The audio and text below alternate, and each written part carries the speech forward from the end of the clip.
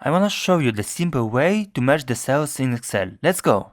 Merging cells in spreadsheet means combining multiple individual cells into a single larger cell that occupies the entire select area. There are different techniques to achieve this result in Excel. We are going to focus just on the simplest one. Navigate to the Home tab, go to the Alignment section, and you will see your available options. These features allow you not only to join cells, but also to separate them again if it's needed.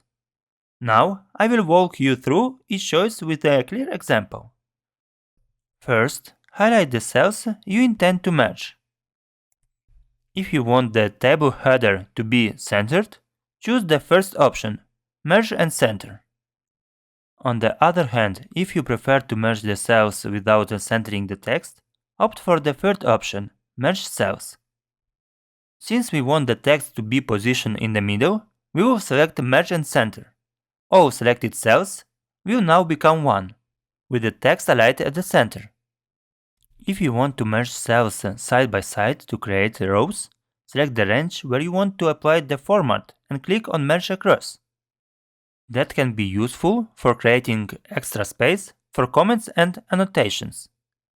While formatting your table, you may also need to undo the merging to restore the original cell layout. It's incredibly simple. Just select the merged area and click on the last option, Unmerge Cells. That's all. Each cell is now back to initial state. Before wrapping up, here is a helpful tip. It's always best to merge cells that are either empty or contain text in only one of them. For example, if we were to merge multiple cells that each contain different years, Excel would display a warning saying that only the text from the top left cell will be kept, while the rest of the data will be erased. So, in this case, it would be left just 2022, and the information in the other cells would be lost. Let's grow together. Put your like and subscribe.